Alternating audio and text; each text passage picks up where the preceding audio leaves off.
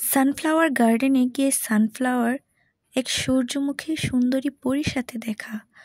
আর আপন নিবাসে গিয়ে যখন সানফ্লাওয়ার আর ফুলগুলোর সুবাস নিলাম, তখন মনটা একদম জুড়িয়ে গেল। হ্যালো, আসসালামু আলাইকুম ভিউয়ার্স, আপনারা সবাই কেমন আছেন? দিনটা ছিল খুবই রোদেলা। মধ্যাহ্ন সময় আমরা আমাদের এক্সাম শেষ করে বাড়িতে যাব। ঠিক তেমনই হঠাৎ করে মনে হলো যে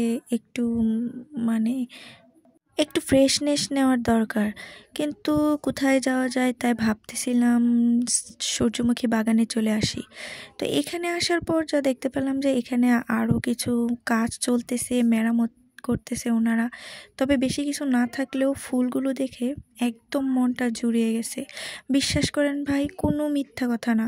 এখানে আসার পর 50 টাকা দিয়ে টিকিট কাটলেও এখানে আসার পর আমার মনটা এতটাই ভালো হয়ে গেছে যে বলার বাইরে।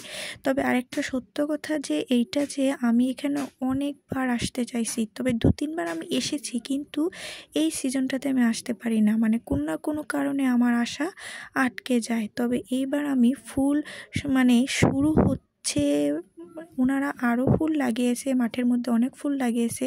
তবে এই সময়টা আমার জন্য আসার জন্য খুবই দুঃসময়, যে আমি বাসায় থাকি বা অন্য কাজ করি। তবে এবার সুযোগ হলো যে আমি এবার আসবো। তবে আসার পর এখানে কম ফুল থাকলেও আমার এতটাই ভালো লাগছে যে এই ফুল দিয়ে আমার মন জুড়িয়ে গেছে।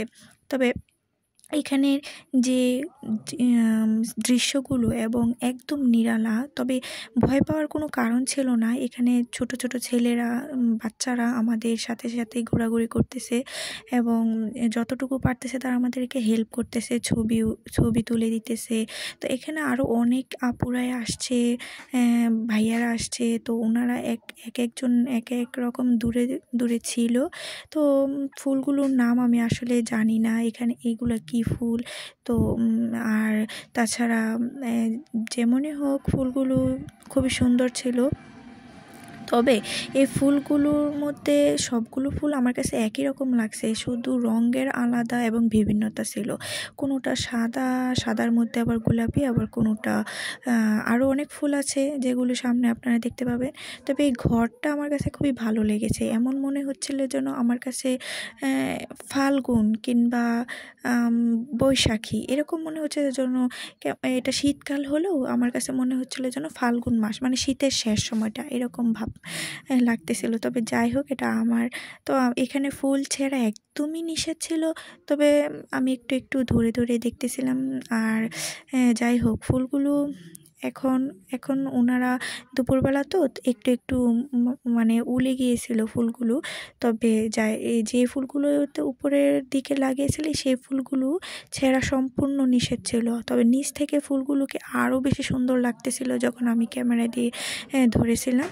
নিচের ফুলগুলো খুবই সুন্দর, টবের মধ্যে ওনারা লাগিয়ে রাখছিল। তবে হ্যাঁ, যদি আমি ফুলগুলোর নাম জানি বা আপনারা জানেন তাহলে আমাকে অবশ্যই জানাবেন যে এই ফুলগুলো নাম কি। আর আমি মনে করি যে এগুলো মূলত বিদেশি ফুল, আমাদের দেশে এই ফুলগুলো কম। তবে এখন নরসিংদীতে যেহেতু চাষ হচ্ছে এবং তবে হ্যাঁ, এই ফুলগুলো আমি বিভিন্ন তুরস্কের নাটকের মধ্যে আমি দেখেছি, বাংলা ডাবিং বা হিন্দি ডাবিংয়ের নাটকের মধ্যে অনেকবার দেখেছি তারা ঘরের দেওয়ালে লাগিয়ে রাখে।